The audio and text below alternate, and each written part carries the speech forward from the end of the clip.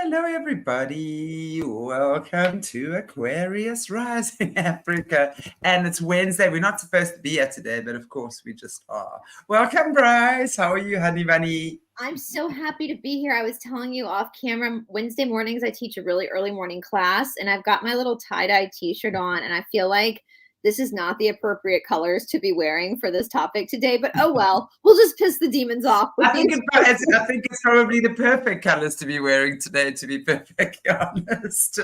Because, when we're talking about such dark and dingy topics, oh, sorry, my phone just needs to be put on silent. Ooh, so then I think the brighter the colors, the happier we all are. So I think it's a great thing, actually. Yes. So welcome, everybody. Yay. Sorry, we got Dragonfly, Kathy, Carol, Lisa, Blue-Eyed Bandit. Yeah, nice to have you guys here. For those of you who were here earlier on, Jessie unfortunately could not make her show today. She's not feeling that great, so we'll be back next week again with Jessie. Cool. So let's talk about. Well, I can't wait for Jessie to look over this stuff because I'm sure. I mean, this case, the Son of Sam case, guys. I am telling you. If you missed part 1 on Monday, we went through just the basic timeline of these things that happened. That was basically the timeline. But before we get deeper into the conspiracy around Son of Sam, we're gonna have to talk about Untermyer Park. And I will say, Shanti, we have a new little friend in our life, a person that is been working on this case for a very long time. He is from the area, and I cannot wait for him to come on the show, your show and my show, because this stuff, there's so many levels. So what I'm going to talk about today with Untermyer Park, he's going to be able to give you guys even more information. And I keep saying this to him, and I New York City, obviously you guys know that New York is one of the biggest cities. I mean, it's a huge, huge city. And Yonkers is really not, according to him, is not really a part of New York, but it kind of is because it's right beside it.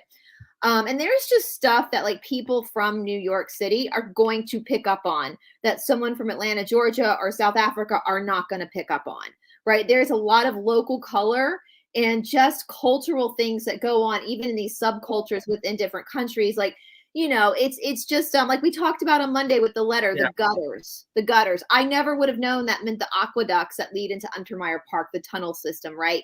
And so I can't wait to have him on too. So when he comes on with Shanti and on my channel, he's going to be able to give even more information. But I'm going to give you guys like a basic overview of Untermyer Park in Yonkers, because this is where stuff happened. This is where we see a lot of these cults meeting.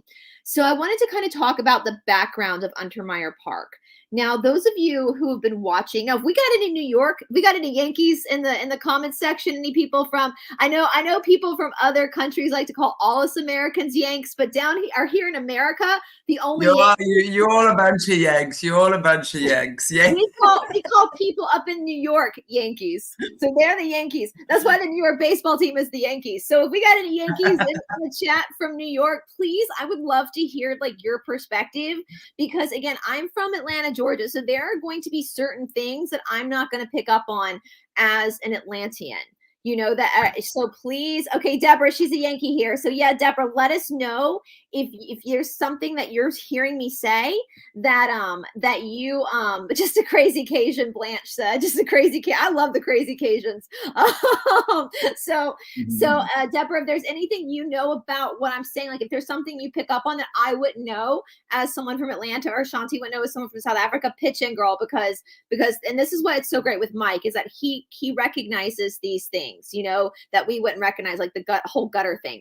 So I want to talk a little bit about Samuel Untermyer. And this is what's fascinating to me about this case too, is that Sam, we talk about Son of Sam, there are lots of different Sams in this whole scenario. And some people might dismiss. Now, I think predominantly the Sam we're talking about is Sam Carr, which we might not get to him today, but we have Samuel Untermyer, and people might kind of brush this off. But when you look deep into Samuel Untermyer, listen, y'all, this group of controllers, they are many things, but stupid ain't one of them. They pick their places, they pick their locations. And so I want to kind of look a little bit at Samuel Untermyer and then at Untermyer Park and just what we know about it before it even started to become this this haven of black magic and the occult. And so Samuel Untermeyer was either born on March 2nd or the 6th, somewhere around there, 1858, in Lynchburg, Virginia. His parents were Isidore and Teresa. They were immigrants from Bavaria, and Bavaria is a part of Germany. It's in southeastern Germany. They also happen to be Jewish. Now, this is going to be very, very important. And I want to, again, make this very, very clear from, I'm sure I can speak for you with this, Shanti. This is not just, when we talk about the bad guys and their connection to the Jewish faith, I'm not talking about the family down the street. I'm not talking about the everyday Jewish family that goes to synagogue on Saturday or whatever. That's not who I'm talking about. I'm talking about the Khazarian mafia, right? I think our audience knows this, but I want to be very clear about this. When we look at these origins of these people, like the Rothschilds, all that kind of stuff, we're not talking about the average person down the street, okay? Yeah, for sure. Right. So now this is what I thought was interesting too, and I said this on my channel as well. Now, Samuel's father ended up becoming what's called a planter in Virginia. Now, a planter would be what we call a plantation owner. So according to some sources, this is a racial and socioeconomic caste that relied heavily on cash crops like tobacco, sugarcane, cotton, coffee, etc. Now, I'm a Southerner, so we got a lot of plantations down here. They're like fancy farms, basically, is what they are, right? And so during the 16th and 17th century, as they tell us according to the official narrative, this started to create the American gentry class. So in the South, you have, like where I'm from, there's a lot of real wealthy people that come from old plantation money. Why were they able to get so wealthy? Slave labor.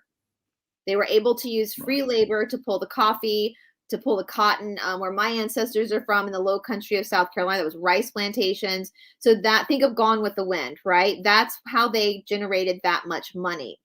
Now, what was fascinating to me about Isadora, Samuel's father, is they immigrated from Germany. Now, we often think of immigrants as being poor, and a lot of them are poor. They come to America for the American dream, but some of them aren't poor. So to come to America and to be able to become a plantation owner, to then own humans, to slip into this gentry society that had already been established for a few hundred years is suspicious to me. That already shows me some red flags that they were orchestrated to come here. Now, when we get to some of the specifics of Untermeyer Park, I'm going to go ahead and make this clear. You know, Shanti, we've spoken a lot about Tartaria, and with some of the history here, and I think this really specifically does affect Americans a lot, maybe Australians, maybe even South Africans. If you come from a country that they claim has been colonized, then the Tartarian information is going to challenge what you've been taught.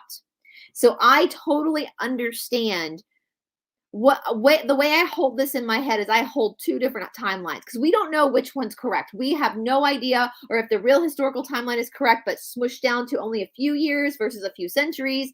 We don't really know. So I hold both timelines. Like I'm okay with saying, okay, there's this timeline that says Americans got on a boat in 1492, Columbus sailed the ocean blue, and all these white people came over. There's that timeline that we've been taught. But then there's this Tartarian timeline that proves that some of this stuff might not have happened and that there was a mud flood and we regenerated. So that means all these stories of people getting on boats and coming to America before the 1800s probably didn't happen, right? So, but for me, I'm able to hold, even though they contradict each other, I'm personally able to hold both of those in my head for now before we know the truth, right? So I can play with both timelines here. So that's kind of what I'm going to be doing with Untermeyer Park, because there's some suspicious stuff about Untermeyer Park that maybe would reflect back to Tartaria, if that makes sense. So I just want you guys to understand that, like, we don't know the truth at this point, so I can hold both in my head for at this point.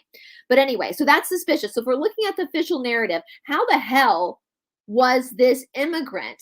There's not a lot of Jewish people in the South either. That's a very specific cultural background.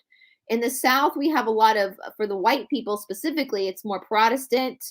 There's a very specific, besides like New Orleans is very Catholic, but over on the colony, the original 13 colonies, which Louisiana didn't come in for looking at the official timeline until the early 1800s with the Louisiana Purchase. So that's weird to me. As a Southerner, that is extremely strange to me. It doesn't seem right that he would just come over to a culture that's not his own, that had already been established, and all of a sudden just become part of the gentry class. That's weird. That's super weird to me. Yeah. But he did fight, according to the records. Samuel's father, Isadora, did fight in the American Civil War. He served as a lieutenant for the Confederate Army. So he really wanted to own slaves. He liked owning slaves. He wanted to continue owning slaves. Okay.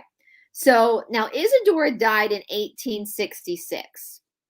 Now Janelle, it's super duper weird, isn't it? If you're from the South, that's something as a Southerner you would pick up on right away.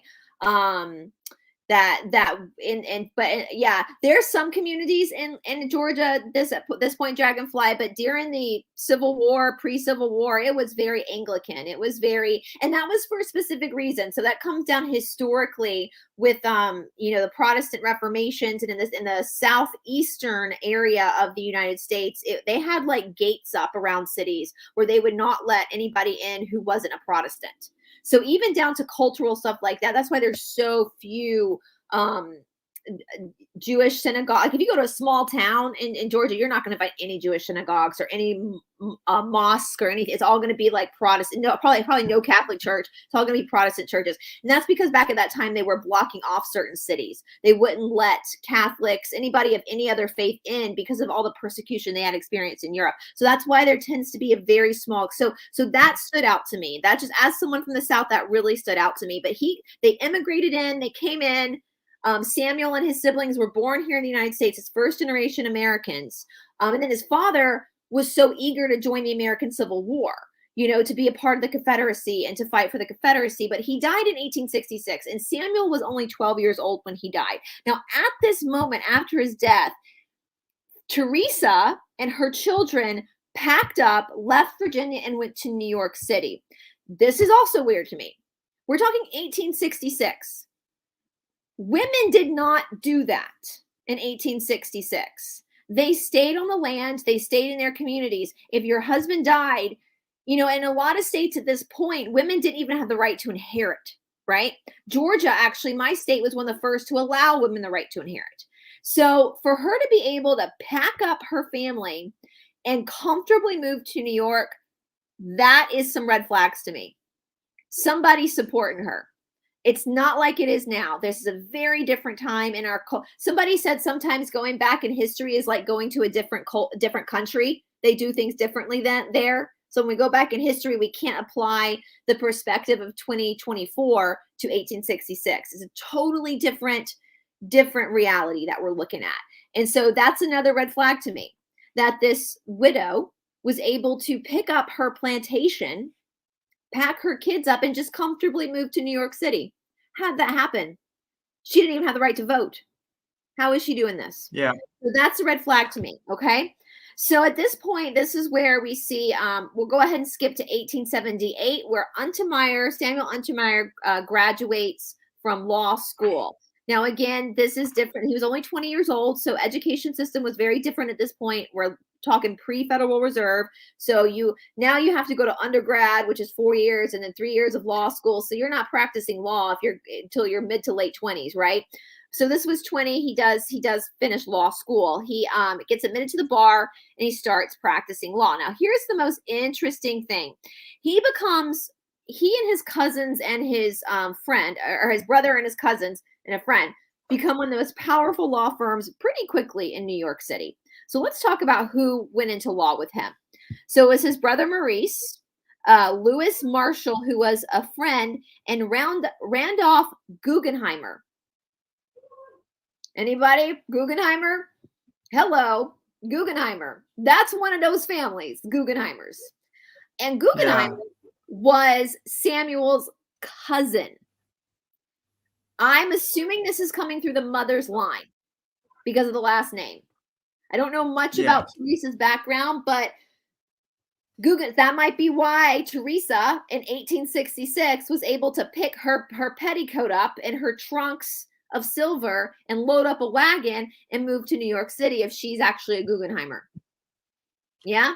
So this is like, I saw that and my stomach just churned.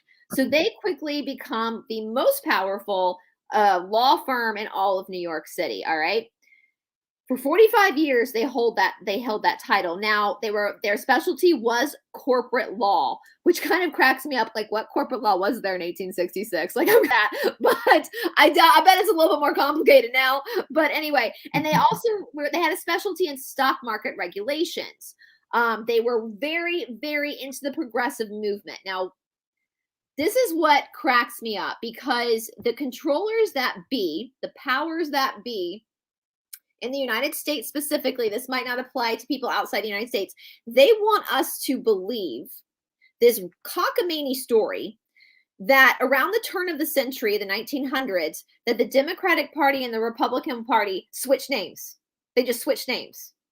They didn't. They never did. Why would they do that? Why would they walk and be like, it'd be fun to do to confuse people? Let's just switch names. They never did that. And this proves it. This proves it because this is in the late 1800s. They were part of the progressive movement. Now, what does this mean? What does the progressive movement mean? It means they wanted government ownership of everything. Specifically starting with the railroads, having government mandated railroads, government run everything. That's not... Yeah, so they could get up to their own dodginess. Yeah. Yeah. And they were huge in the Democratic Party. So from the get-go, now we have to remember the Republican. Now, they're obviously both parties are corrupt nowadays. But the Republican Party, if you guys remember from American history, was started by a bunch of freed black men and a couple of white men. They were always the Republican Party was always anti-slavery. They were always pro-Constitution. Individual rights. They were always very much like small government, live and let live. So it's always kind of been that way. Now, obviously, both parties today are corrupt, but it's always been the Democratic Party that wanted to control everything, including human beings, right? You have the Dixie Democrats, which were the ones that wanted to continue owning slaves, right? So this just shows you, it's the story of them switching names is another one of their propaganda BS machines. So they really, really, really, really wanted big government, big brother, and they were the first, Undermine specifically was the first attorney to ever make $1 million on a single case, which you think about $1 million in the late 1800s, early 1900s. Wow. You could buy the entire country for that. Right. So we're talking huge, huge money here. Now, Untermeyer, again, was a Democrat who served as a delegate to the Democrat National Convention from 1932 to 1936. He was also a Zionist. And drum roll, he was into eugenics. We know a lot about eugenics. They definitely believed in a superior race. And they wanted to start these suckers to start to get rid of certain races and people. So that's what Bill Gates has admitted, that he's one of those, right? Yeah, I was going to say, if you're looking at the modern day bloodlines, which of course they go back to those days. I mean, and Bill Gates, isn't he actually a Rothschild? Yep, or a Rockefeller. One of those. Yeah, I think he's a Rockefeller. Is he a Rockefeller? I know he's one of those. So when you're tracing back those bloodlines, it makes a lot of sense that, I mean, obviously they were into eugenics from the get-go. And of course, nothing has changed. It's only just become a lot more sophisticated in the way they're doing it now, because of course, as time's gone on, population has grown, technology has become more advanced. TVs, radio, predictive programming. And they've really been able to dumb us down a lot more. Although, I mean, if you think back to those days, human beings were generally a lot more innocent, I mean, it's crazy, right? They had to slowly, well, here's what's interesting, you guys, and I'm going to pull this back and look at this from the bigger picture too. I want you guys, when we will talk about the American Civil War, which started in 1860, it didn't just happen overnight, okay? So let's kind of talk about, again, how strange this is. Let's just look at this for a second, and why my nerdy mind was like, this isn't adding up. This is not adding up. So America, the American Revolution happened in 1776. So around 1790-ish is when America was finally getting on its feet after it had, if we're looking at the official narrative. So take Tartary to the side for a second. Let's look at the official narrative. 1776, we have the American Revolution, okay? Bunch of 17-year-old kids took up arms against the greatest military in the world, as they teach us, and won. right? Now we learn in school that they won because they actually knew they knew the mountains, they knew the Appalachian Mountains, and they knew the heat, and they knew not to wear red coats. Yes, my friends, we were taught that in school. That part of the reason why England lost is because they wore freaking red coats and we could see them a mile away. So oops, common sense there. Wear camo. So at around 1790, we were kind of a fledgling society where we were trying to get our wits about us. We look at the early 1800s. We have like all these spiritualists coming in. We're all of a sudden not mandated into a government-controlled religion. So all these different, Jehovah's Witnesses, Mormons, all these different belief systems are popping up.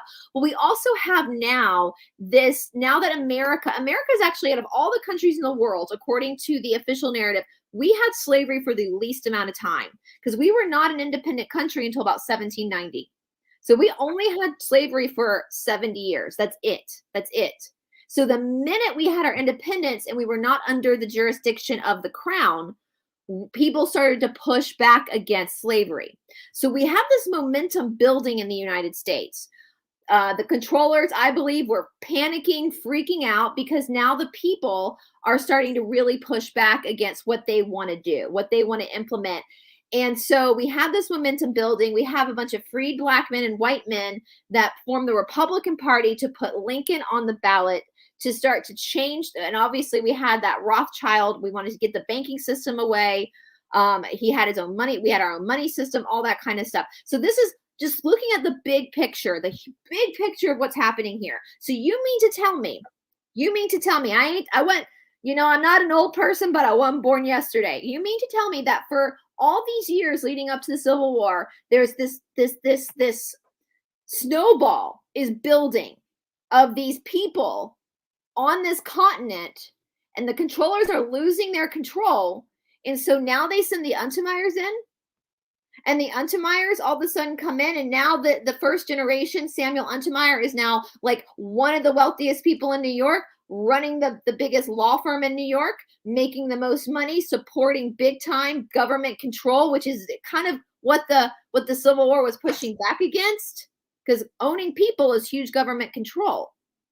This is just weird to me. So first generation, Samuel Untermeyer was a first generation American, cousins with the Guggenheimers.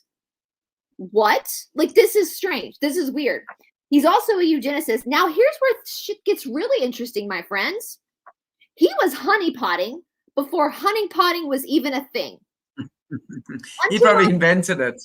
He was the OG Epstein, guys. He was the OG Epstein. So we had Woodrow Wilson in the White House in the early 1910s. I can't remember the exact dates, but this is when the Federal Reserve is signed into act.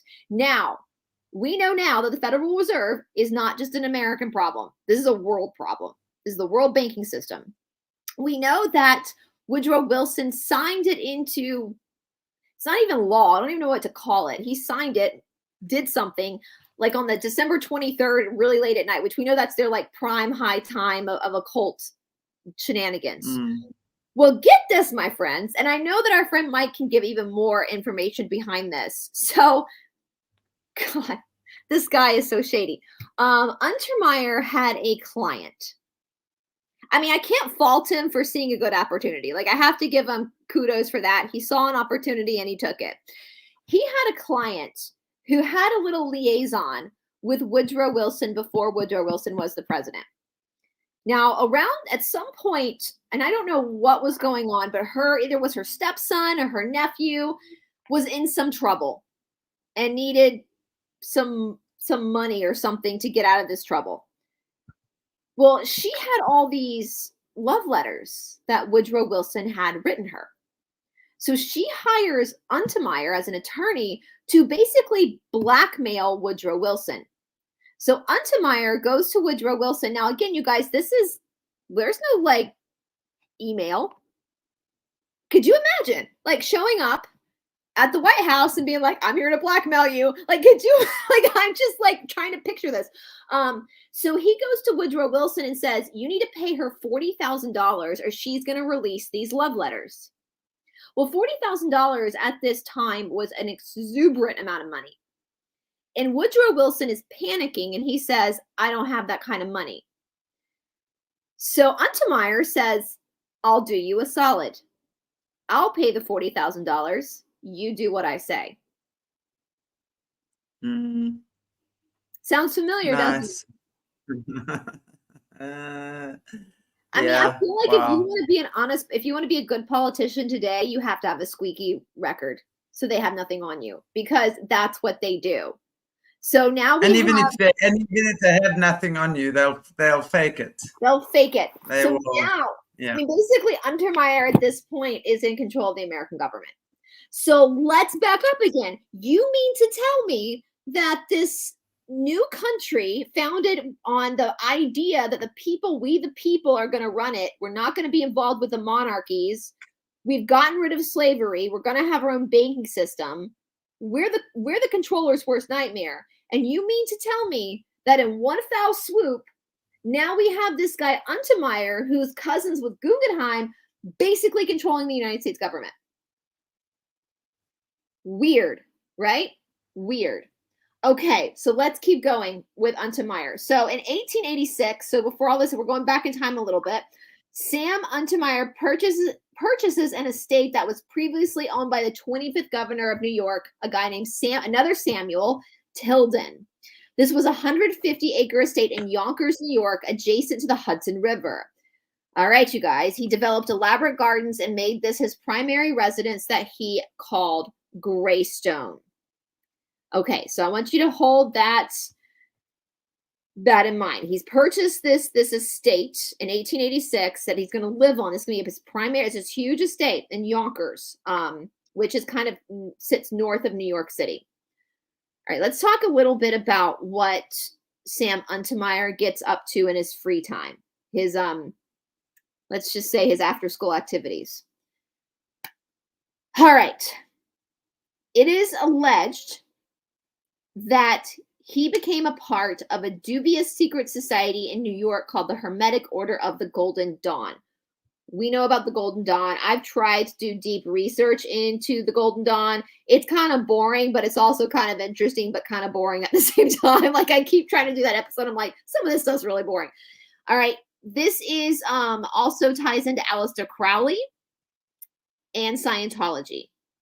Okay, so we know that L. Ron Hubbard was hanging around with Jack Parsons, these people associated with the Golden Dawn. Aleister Crowley, I was told anonymously that there's some speculation around Sam Untermeyer's wife and her association with Aleister Crowley. We know they loved their sex magic. Sounds familiar. They're doing the same stuff nowadays.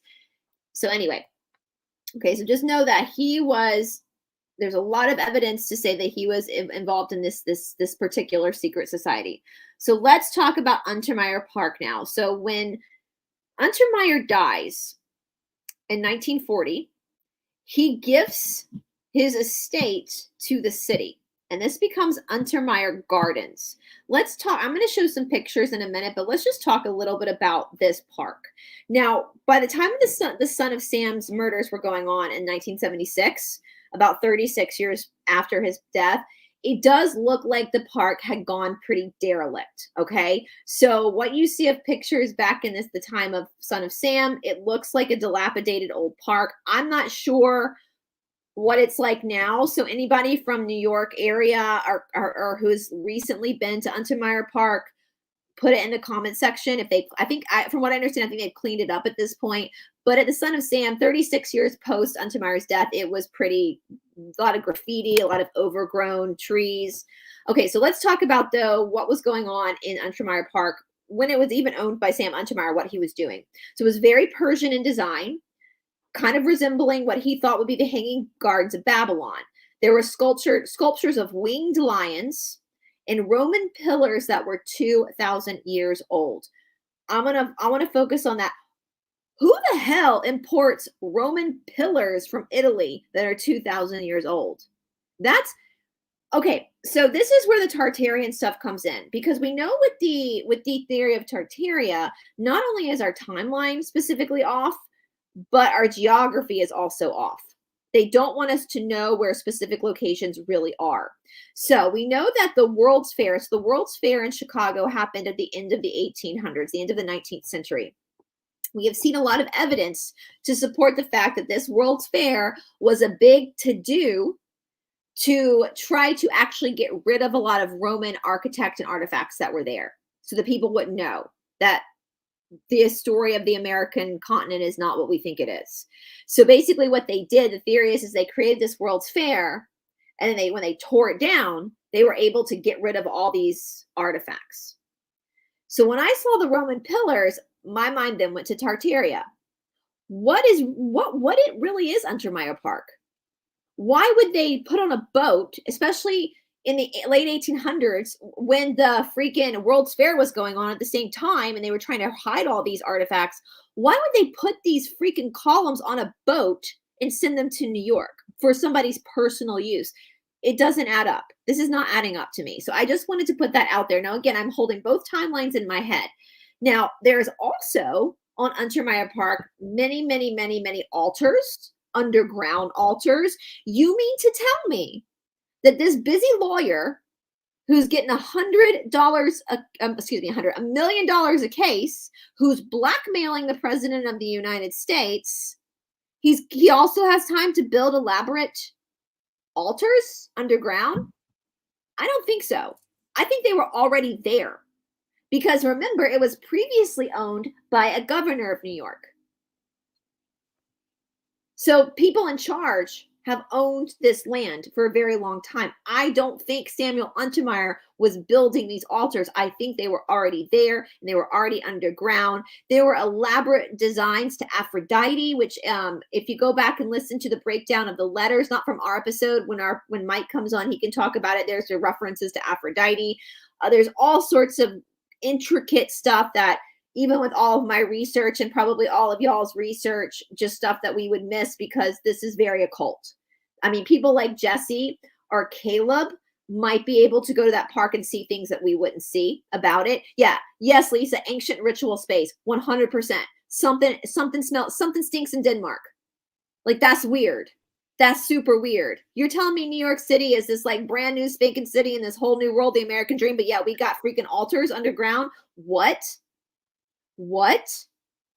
That aren't Native American. I say that loosely because we don't even know what the Native Americans, who they were anymore at this point, because everything's so confusing. They're like Greek and Roman and So I just wanted to bring that up. Now, there was a carriage house in the Devil's Cave. The Devil's Cave is now apparently gone.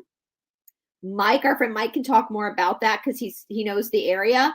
I think it might just have been moved. Lots of rituals took place there. Blood sacrifices, a temple with Medusa's head, a temple of love with 1,000 steps, with hidden nooks and hidden altars constructed with the original design. So let me go ahead, and I hope I don't screw this up, Shanti. I'm going to go ahead and try to share screen here for you guys. Let's see. I want to go. Here we go. Okay. Did this work? Is it working? Here we go. Something's happening at the bottom for sure. There you go. Can you guys see it? Just not yet. Just got to click on whatever you want. Oh, click on it. I'm clicking on it. It should come up. It's just sitting beside. Hang on, let me just. Sorry, guys. Hang on, let me see. I'm going to add it. Let's see what happens if I add it. There we go. Perfect.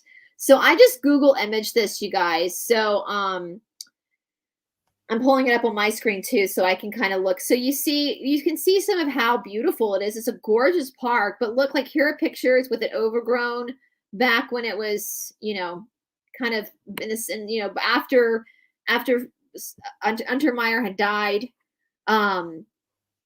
There's an old pig. That's probably his wife. There he is. There's the man. Old Sam. Old Sammy Sam. Look at that nose. Look at that man. Look at that double chin. More than anything, look at that mustache. I mean, you think he got food stuck in that mustache? Oh, it's like it's oof. Right. So that's the OG Sam here, you guys. Now, when we look at Untermeyer Park in 1976, leading up to the murders, the Son of Sam case. Okay, I'm going to sign out of this. How do we take it off the screen, Shanti? Do I just click? Okay. Hang on, let me do it for you. We just remove it. There All right, we go. cool. So Are we done now? we're good. So now we have in the 1970s, people in Yonkers would complain. Now we talked about on Monday, so say last week on Monday, how in 1970s in New York it was a shit show, right? It was like they were defunding the police. Sounds familiar. The mafia pretty much ran the show, right?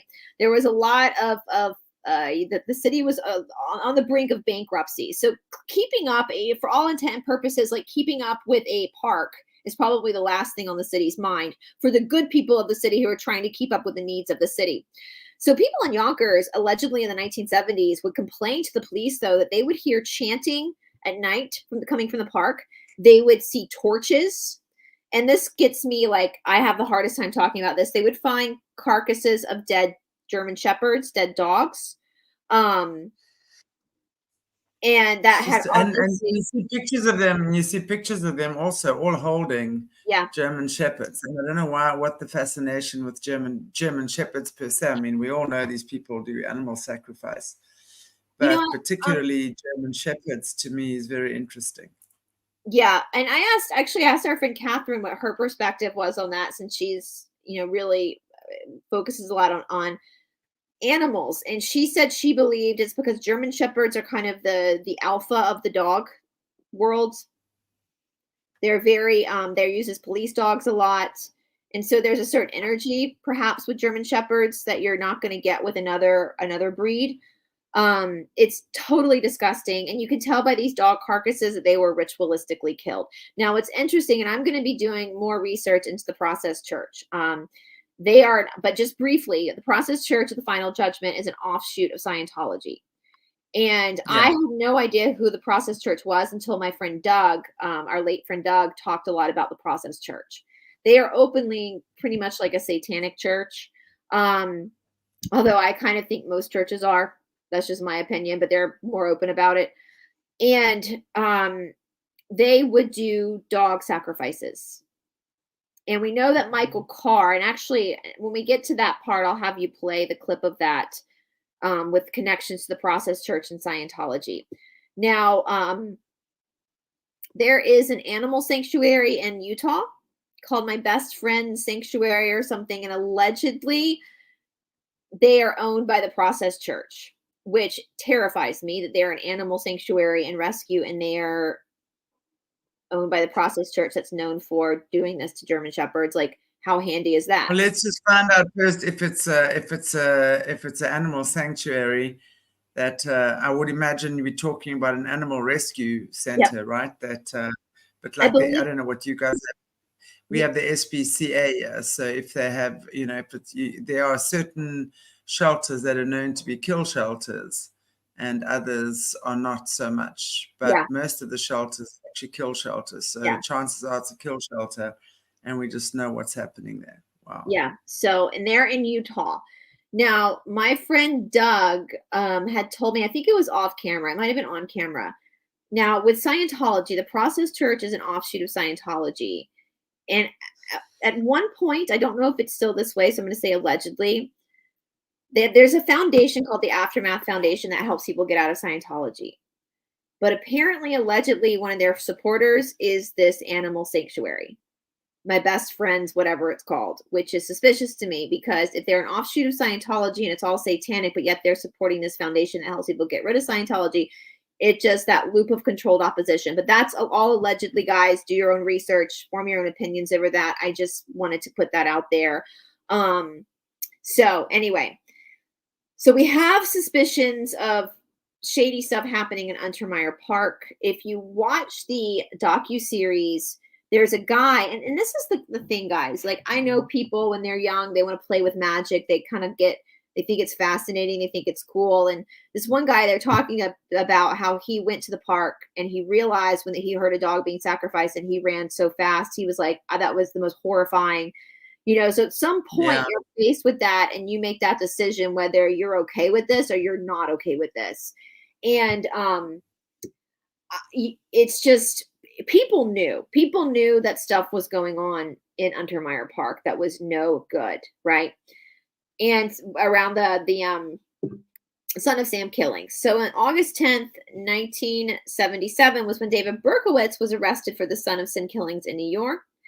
At this point, he claimed that he got his orders from a demon possessed dog belonging to his neighbor, Sam Carr. Now, we know the demon possessed dog story is BS. We know that. And in fact, I think I said this on Monday when I first, I was born in, Lisa D. It is that dog sacrifice is awful, isn't it? It's just terrible. But it's just that's the they do a lot. I mean, this crowd does a lot with dogs, but they'll use cats a lot too. Any animal really.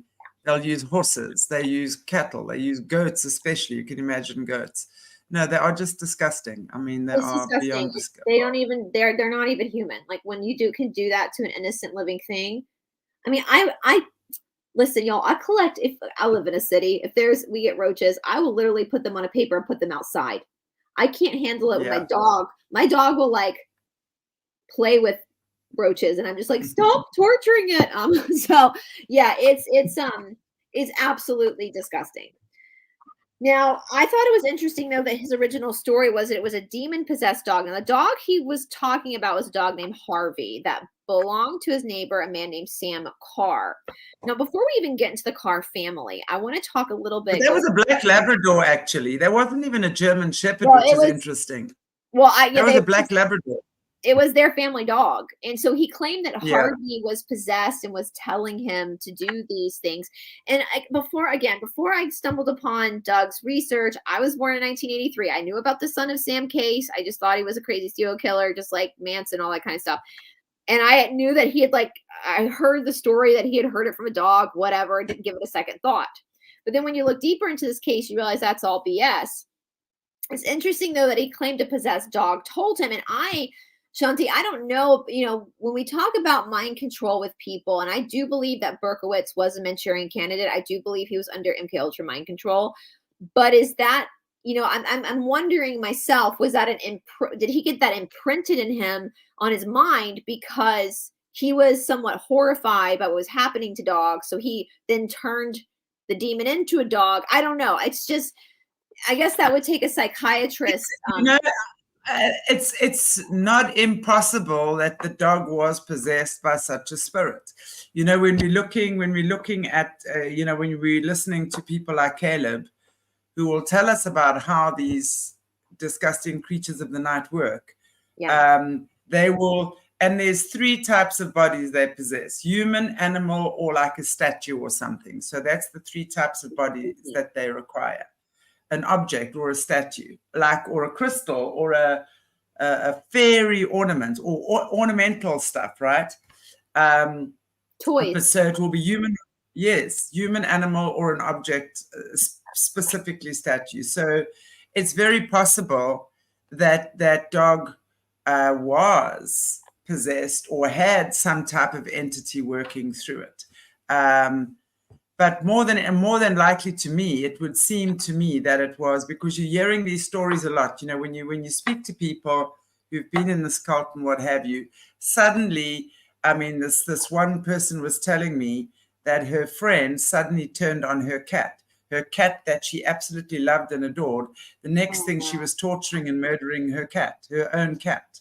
So it's like, and then she will say, well, this cat was talking to her, and this cat was, so you can either say, well, the voices in my head made me do it to the cat, or suddenly the cat had this demonic energy working through it and became a demon. So therefore I had to kill the cat. So I've heard both accounts of stories like that. It's not impossible. It's not impossible that either he had an entity working through him that was telling him this stuff, or it is possible there was an entity working through the dog. Yeah. And I was actually I'm actually looking up. I'm trying to find the address. I had it at one point, and I don't like putting addresses on shows. I was about to say on TV, because I know other people live there now. But at one point I did look up. So, and you would think too about walking your dog. So I'll try to find it, guys, at some point to show you guys the map of how close the Carr family actually lived to Untermeyer Park. but it's a direct, if we talk about so you would think also walking dogs back there. If you live in that area, you're probably going to take your dogs out there to go to the bathroom. I'll see if I can show you guys, because I've got a thing, just on just the newspaper though. I've got the we can put the Untermaier newspaper up for Park. sure. I was trying to see. Let me just see here. While you put that up, let me just see here. Let's see, Yonkers. I don't want to put someone that, because somebody lives there now. So I don't, obviously respect people's privacy, but I'm going to see if they have. All right, let me see if I can just put this into my Google Maps quickly. 42 Pond. Okay, let's see here. 42. Okay. Okay, so I'm gonna Do you want it on screen? yeah, let me just pull the map up quickly here. And I'm gonna before I put it on screen, because I'm gonna show 42. All right, let me see if I can small screen it down so we can see where. All right. Okay. Yeah, let me look so you can see it here on the the Google Maps here. So let me share screen. Okay. Oh, you're here. Alrighty, cool. Awesome. So see the red dot here. Let me pull mine up. That's 42. Now that's not the exact house, but it's the area, because he lived at 39 Pine. That's where David Berkowitz did. Well, can you guys see my mouse? Here's Untermaier Garden Conservancy, which is the park. So you see how close that is? I think at one point I map quested it to see how it was like a mile and a half, which wow. I don't know how much helps. That's it would probably take me 20 minutes to walk it. Right. So if you're living in this area along the Hudson River, to get up to the Untermaier Park, that's a pretty quick little, you're not even going to have to take your car or take a bus.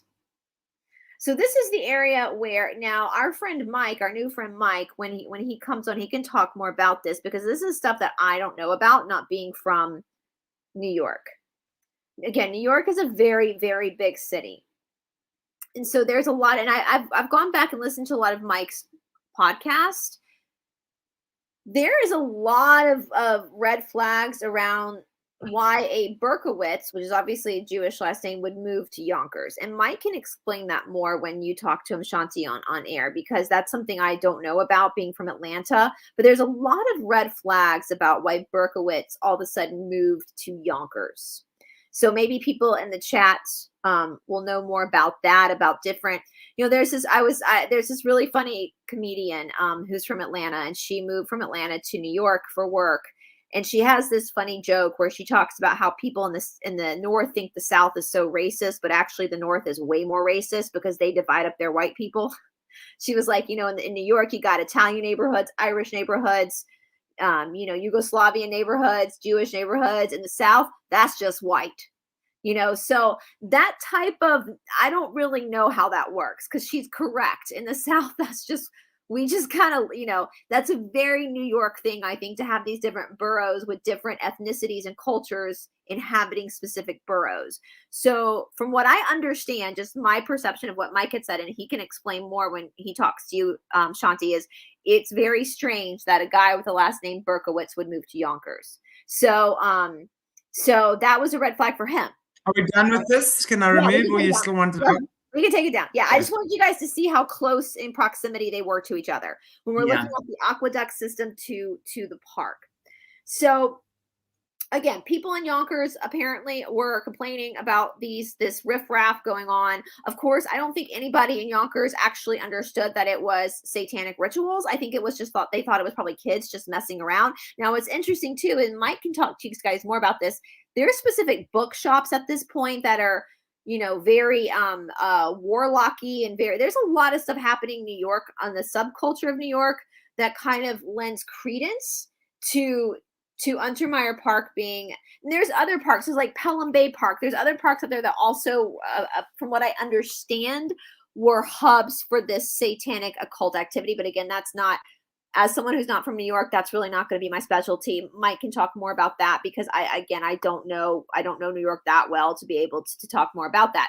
So we have these cult stuff going on in Untermeyer Park. We have this Devil's Gate that is at the gatehouse, which is where all these really big time satanic activity was going on. We also know that with some of the murders, from what we've heard with what Berkowitz was scapegoated for, that there were other like witches in the area. There's a lot of just very, very interesting, peculiar things. Well, it would certainly make sense to me. I mean, when we're looking at most certainly there were these what were you calling it earlier on?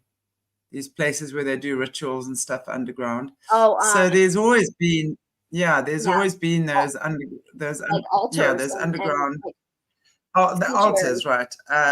Yeah. I mean, I think that for sure has been there for a very long time. I mean, I do believe that pre-mud flood, these guys were already doing a lot of this kind of stuff, which is really why the floods happened.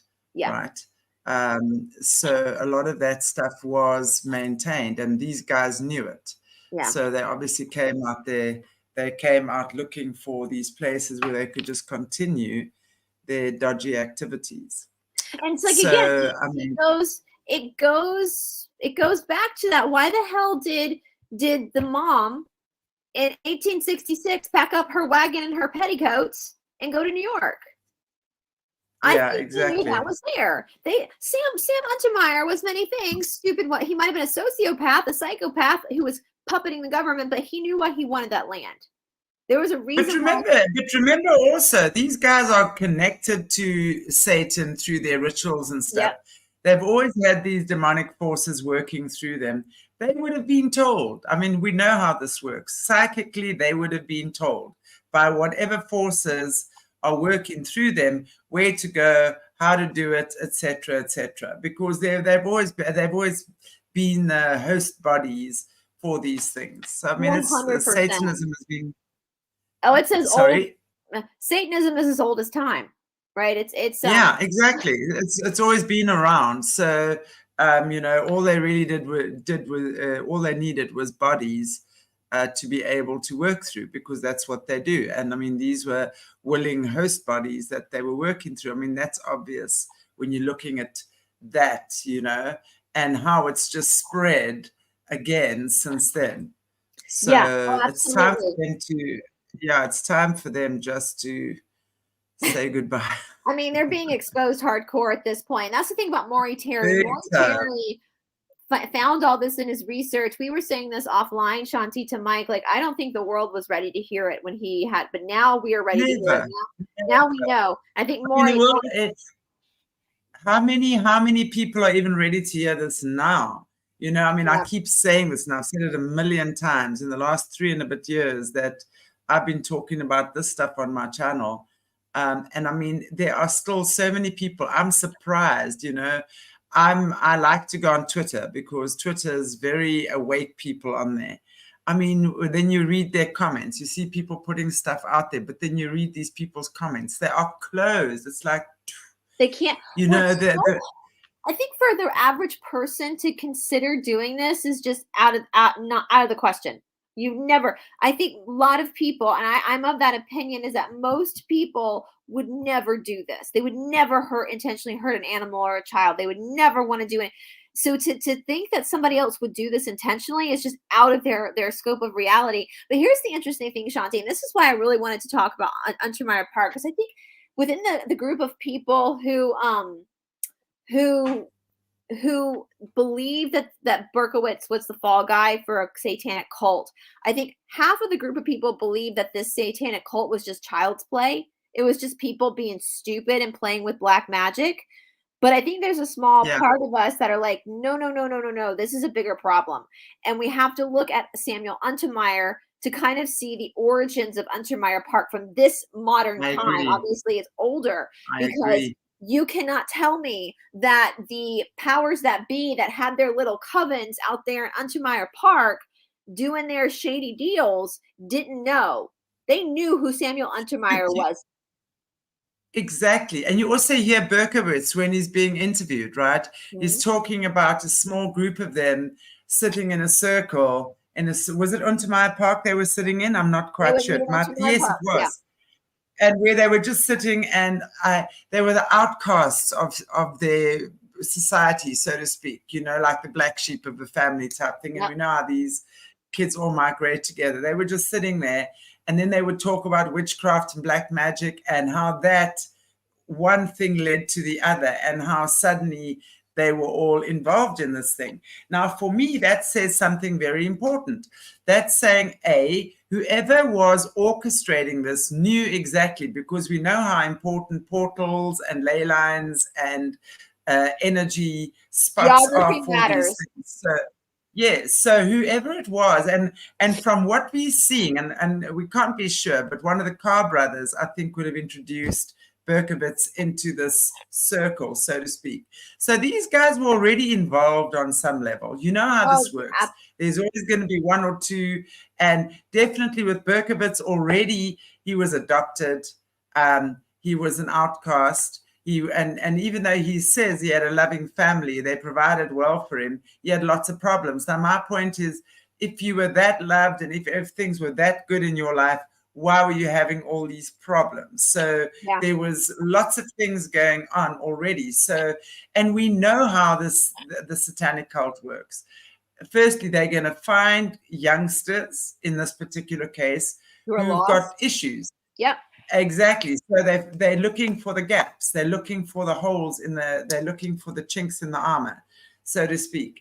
So they would find these outcasts, sit there, and then they would start talking, and then they would start getting excited about this. And the next thing, boom, before you know it, this thing is out of control. You're in over and your head. I think this Berkowitz guy, I definitely believe that they were playing with him already. He was always set up to be the fall guy. And that's why I didn't move very far from where he needed to go, right? Because he was waiting to be caught. It's like when they caught him, he's, yes, I'm started saying, like, so excited. And finally, you cops got me, you know? So, I mean, I really think already he liked the idea.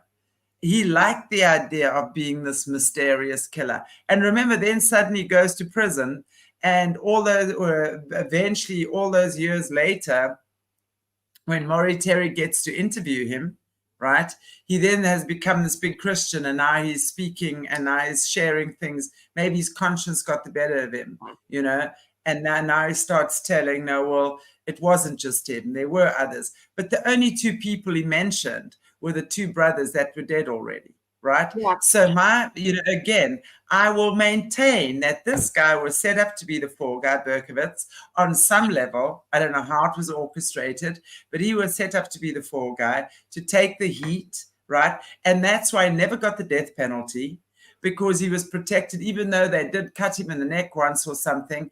I think that was probably just for show, or maybe he just got into a fight with one of the prisoners because he was a bit of an ass. Or a warning. If you you don't talk, or whatever the case might be. So basically, for me, he was protected because he took the fall, but he was warned as well that you don't talk, and that's why they were watching him closely. And I mean, to this day, I think he's still alive. Memories. Yeah, he is. He's only 70, and he has actually been up for parole. Allegedly been up for parole, but he denied. He didn't go to his meetings. He didn't want out of prison, which I think. Well, he probably is too scared, because he's quite. You know what it's like in these prisons. I mean, when you see how these guys that have been there for so long, they're terrified to come out into the world again. So they've built their little haven in the prison, so they're very happy in there. But my opinion, he was the fall guy. He was watched. He took the heat for all of these others involved. I definitely believe there was females involved with that, or at least one female involved with that shooting, with those shootings as well, with those snuff films and stuff like that. Why don't we on Monday, why don't we go through the cars and go through the case again and look at the allegations of who the cars were, and look into the United States Army, just to kind of look at this. And you guys, again, all of this is like alleged, because the NYPD will not reopen this case. And I think that's the most frustrating part, is that they just kind of, and what gets me the most, and I'm not a police officer, I have to say, I don't know what it's like to walk in their shoes, but we're looking at a lot of the people who are in the NYPD who are involved in this case are no longer living or have retired. See, we've got a bunch of young, new people.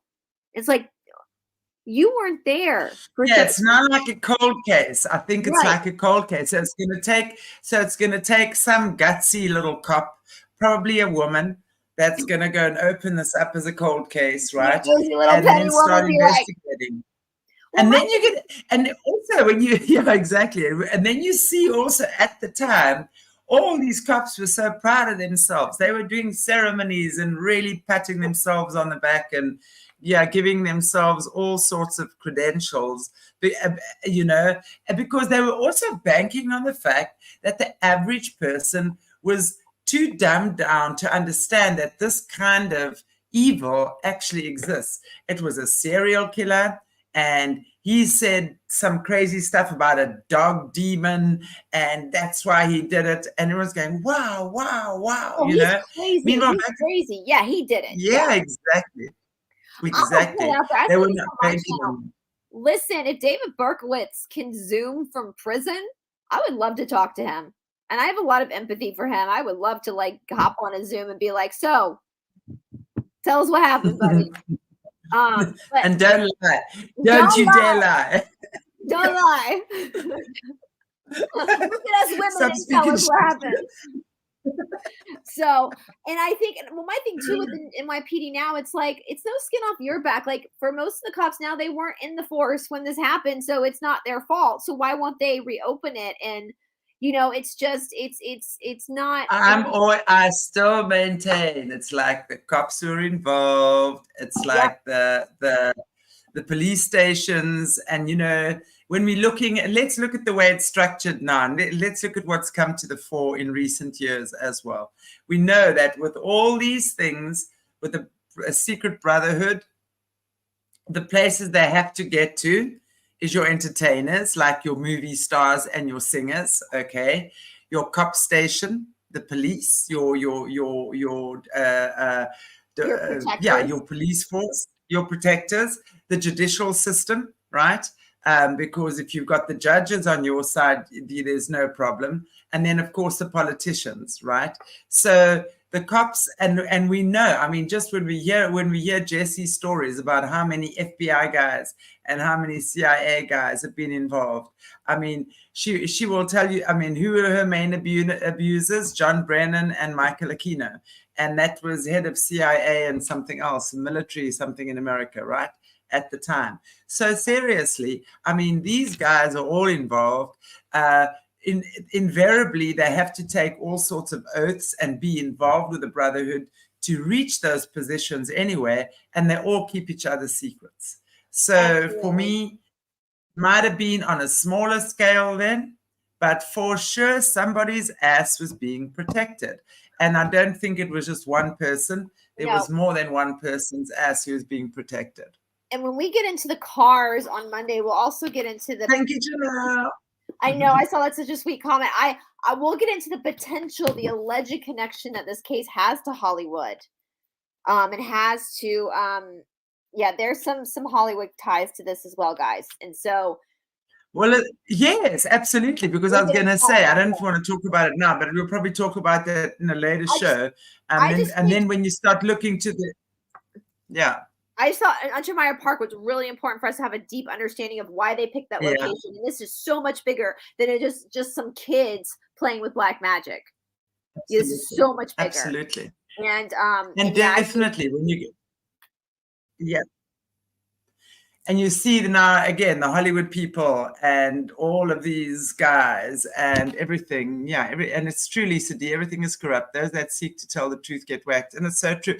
And that is why, you know, honestly, Maury Terry, when after I watched this thing and we were starting the show, I just felt this poor man, you know, he, to me, I had the same feeling from him the other day that I had with a lot of the survivors and the overcomers that have come out of this cult, right? The actual people that have been there firsthand.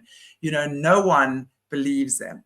They've been, I mean, Caleb will tell you when he was 15, he tried to blow the whistle. What did they do? He was sitting in this with the police and everything. And they said, oh, why are you lying? Why are you trying to hurt your parents' friends? They locked him up in a psych ward for 90 days, where it just got so much worse and the abuse just intensified. Jessie, when she tried to tell the firemen, what did they do?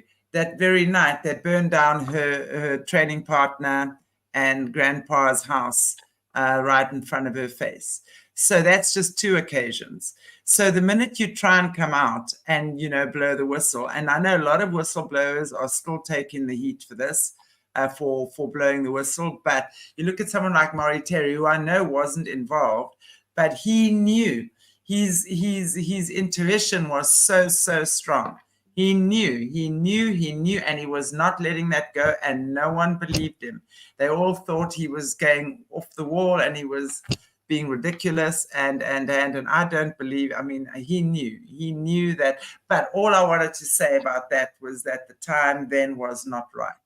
So he was a way shower, and without his work, none of us would be sitting here talking about Son of Sam.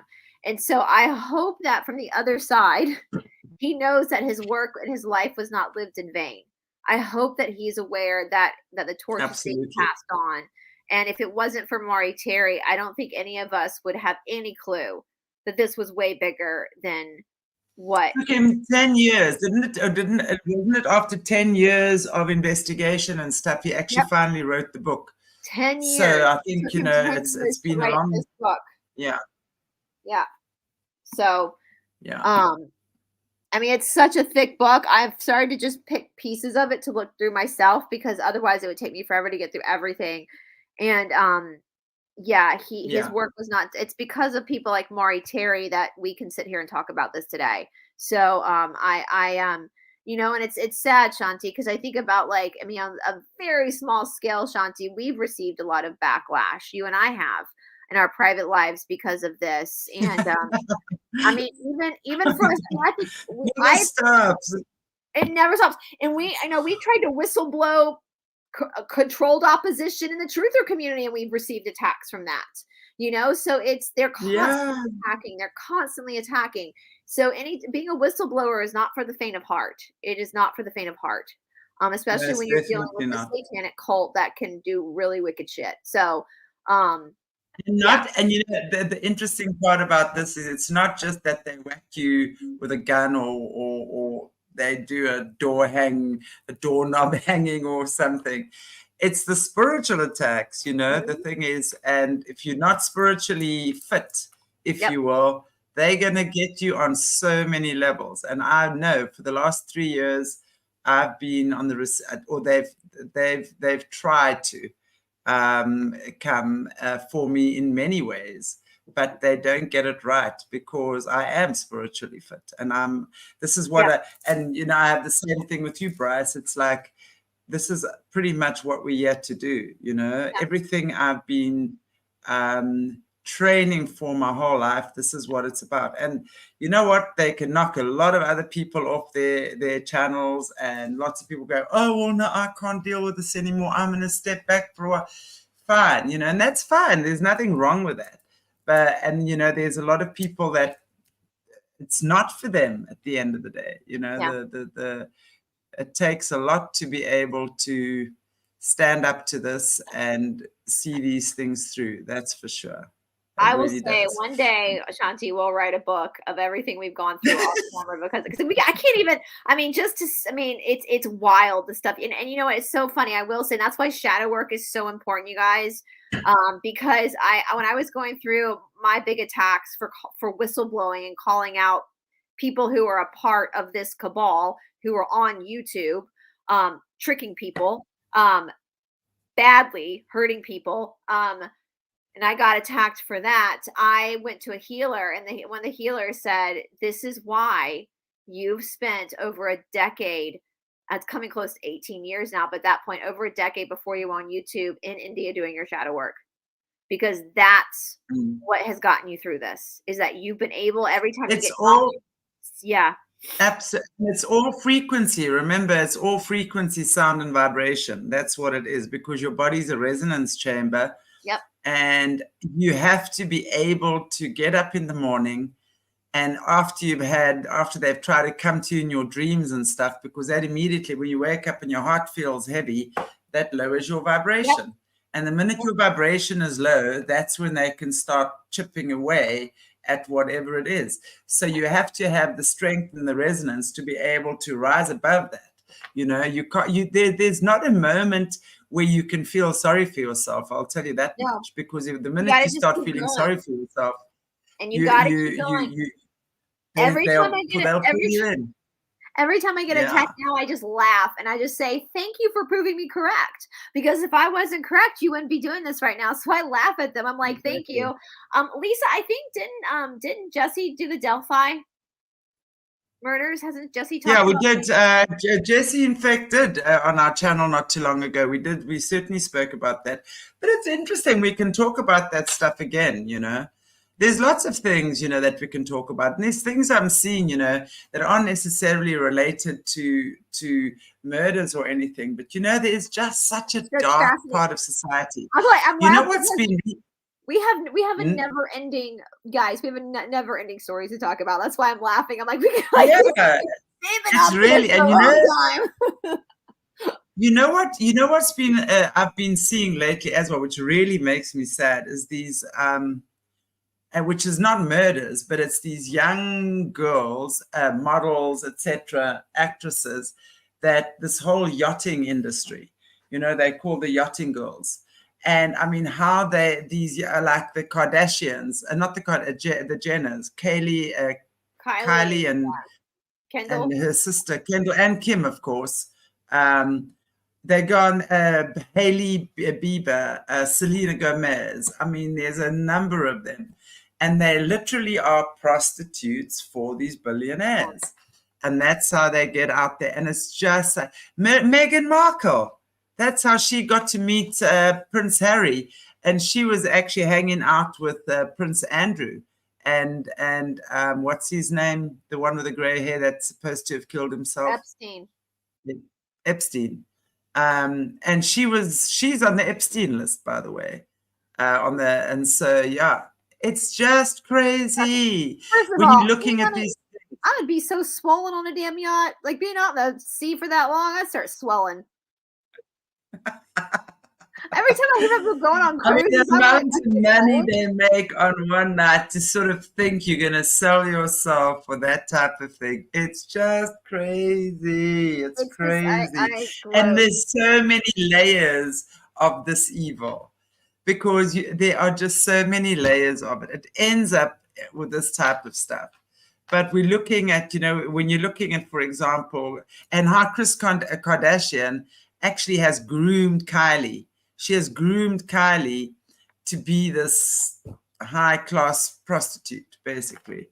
I mean, this is all allegedly, of course. Didn't Kanye even say something like, I don't want my kids to be prostitutes? He even called it out at some, I don't know, look this up for yourself, guys. It's all allegedly. Look at all, you know, do your own research, of course. But just a lot of suspicious activity out there in the world. And yeah, I'm laughing because we will, as long as this group is still working, we're going to still be working too. They want us to stop. Yeah, exactly. Stop, you know, so yeah. And again, like with the Son of Sam stuff, what's so important about it nowadays is just recognizing these patterns, you know, because they're not, you know, I don't know the victims. I'm not related to the victims. I don't know Berkowitz. I don't know anybody involved in this case, but it's important because we need to understand that this is how they work. And once again, we're seeing a whole other story of how they're doing this. So I guess Monday we'll talk about the cars and Hollywood and kind of that angle of the alleged investigation. And then we'll get back to the Romanovs. Yes, absolutely. Yes, Kanye, he was trying. But you know, just talking about that tape, Lisa D, the boyfriend who she did it with has come out and he has said that was something that Kris Jenner organized. They apparently shot that tape, that sex tape, 3 times, and Kris Jenner had to approve it because Kim had to be, her best angles had to be showing. So that was something her mother pumped her daughter out for money. And, you know, Yeah, That is it's crazy. so, like, I'm 41 years old. My sister got pregnant with my nephew. She was 25. I was 29 at the time. And I was so excited, not just to be an aunt, but that my parents would know that she had had sex before me. Now, I've lived with, so that's how, and to think that a mother, that's how, like, I don't even want to talk about that with my parents. And the fact that their parents out there pimping out their children is so horrifying to me. Like, at 41 years old, I want my parents to still think I'm a virgin. Yeah. I don't have kids. Can't be discussing these things. I Exactly. have no kids. There's that. no proof I'm not, but I still, like, to me, just the fact, I mean, when my sister got pregnant with my nephew, I was like, oh, thank God. I was like, she broke the ice first. Like, she's the mom and dad know she's not a virgin now. Like, I was just like so excited. I cannot imagine having your parents do that to you. Oh, Carol, the healing of demons is sending, from my friend that does that, they send them back into the light. So that you send them right back into the light. Exactly how you do it. You give them back to God. That's exactly how I work with them as well. And you don't send them back into the abysses. And you don't chop off their heads or whatever it might be, because all you're doing when you do that, think energy. Okay. Think energy, think positive, think negative energy. Cutting something's head off or whatever it is they do and sending it back into the abyss or whatever it is, all you do is making that fatter. What I do when they come is I give them back to God. Yeah, and guys, that's actually talked about in, like, the lesser keys of Solomon. Some of the more grimoires I covered like a couple of years ago, which are actually, I just got some more books on those because our friend Mike kind of led me on to some of that research I did. Might actually play into this story too, but I will tell you, Carol, so from some of those missing grimoire books that were in the Old Testament, basically the whole thing is that a lot of demons that we're dealing with have Stockholm syndrome. That when Lucifer fell, there were only a couple of demons that actually decided to go with him. The rest of them were kidnapped, basically, and then tortured to death and taught to believe that they were not accepted by God anymore. And so when people do black magic spells, like to be attacked by a demon or possessed by a demon, a spell has to be involved. And the demon becomes shackled to you because they don't necessarily, they're not there by free will. And so when you think about it in that perspective, my friend Cindy, who does this, she says when she works with demon possession a lot, that they're afraid to go into the light because they don't think that they have, like, they know Lucifer. And this is what I always say. These are the spirits that Jesus wants to set free again. Yes, 100%. This is what I say. And, I always get into trouble for saying things like this.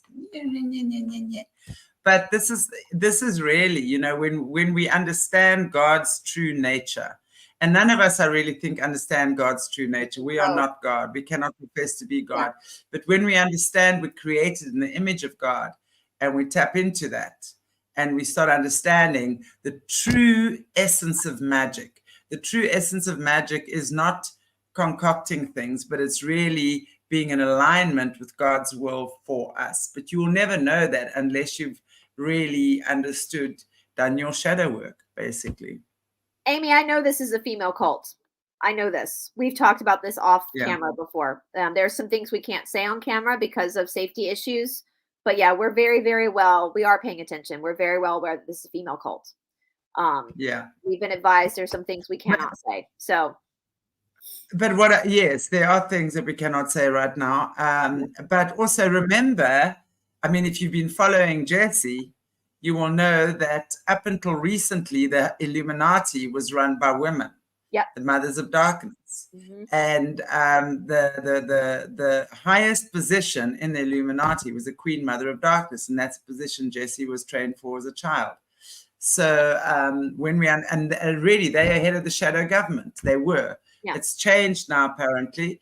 And because she would be Jessie's proctor, would be every single night would be sitting having conversations with Lucifer. Basically, she'd be channeling Lucifer, and he would be instructing her what to do, and she would then give those instructions to all the departments of the Brotherhood or the Illuminati, basically.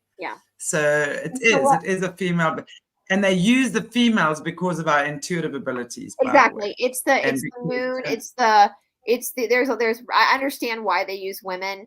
Yeah, but there's just, and it's not a whole lot we've been advised not to say, but there's one thing in particular we can't say on air, guys, at this moment, just because it's very dangerous for us to so, but we are very well aware. There's a reason why the men seem to be sacrificed in this and not the women. So I'll get into, but yeah, we are very well aware. There's still some, yeah. So, yeah. So, yeah. And that's why menstrual blood is used a lot. Yeah, because it's the powerful of and the moon, the full moon, they would do a lot on full moons. You know, it's which is the left feminine energy. Yeah. Yeah, the left-handed path is the feminine path, so used in its proper template, like everything. We know the darkness can't create anything; they can only steal from the light and invert. So they call it the left-handed path because that's the feminine path. In God's view, that's the feminine, but they invert that. So there's a couple of things with this case that we cannot openly say right now, but hopefully that will not be true in the future. But yeah, I would just tell you guys, if you want to know what that is, just read this book. Amy, but I must say, I didn't realize that German Shepherds are part of the goddess worship, which makes a lot of sense. So that's the missing link that I was trying to figure out why. And I'd still be interested to know why particularly the German Shepherds are used for that, but it would make sense. Yeah. That would be why they were used as well. Carol, I think you're asking, how do you differentiate between demons who were held captives and the ones that chose to leave? From what I understand, the ones that chose to leave are the higher ranking demons. There's only like 3 of them with Lucifer. So most of the time, 99.9% of the time, when you're dealing with a demon, you're dealing with one with Stockholm syndrome. And I would definitely say if you're dealing with that. So my friend, and Shanti does this, my friend Cindy does this. So sometimes people think they're dealing with a demon and they're not. They're actually just dealing with their own stuff. Or they're dealing with like an earthbound. They're blaming it on a poor demon. These demons have taken a lot, haven't they? It's being blamed. Yeah, but you also we give them so much freaking power, really, at the end of the day. That's my opinion, and I'm sticking to it. Yeah, and I would say, Carol, if you feel like you're dealing with one, I would talk to someone like Shanti or my friend Cindy that does this, and they can actually let you know if it's your own stuff or if it's a literal attachment. Now, remember, to spellcast, it does take energy from the wizards and warlocks doing it, so they're not just going around putting demons on everyone. They're targeting specific people. They can only do it, and they can only do it if there's a chink in your armor. Yeah, and they will smell that out. It's like a lion or a predator smelling blood. They will smell the blood, that's for sure. So you want to be strong against demonic attack? Do your shadow work. Exactly. Do it so that you raise your frequency. Yeah. Do your yoga. Do your meditating. Why do you think the church chastises yoga so much? They don't want you they want you to be low. The missing books in the Bible, Old Testament, it's interesting. Jehovah, Yahweh, these are all names of demons. Yeah.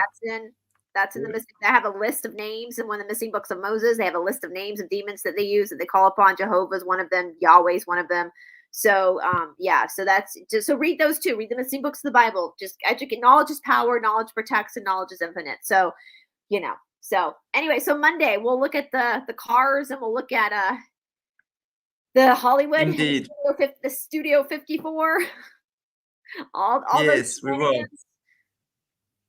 So interesting. Okie dokes. All right, everybody, we've had lots of fun again tonight or this morning or this afternoon, whatever it is for you. So we shall bid you farewell now. And I wish you all the best and where are we now? Wednesday? Gosh, where's the week gone already? I shall see you tomorrow with Caleb. We have a show with Caleb tomorrow. And where else? Oh, Jerry Marzinski this weekend. Leo Zagami on Friday. I'm with Catherine Edwards again on Friday as well. Then again, actually, Caleb's going to be on Nazara 17's channel on Saturday. So yeah, we're busy. Take good care of your beautiful selves, and God bless you all. And let me just find my stuff here. And lots of health, wealth, and happiness to you all. And man, oh man, just be happy. That's all. God bless you all. Bye, Say guys.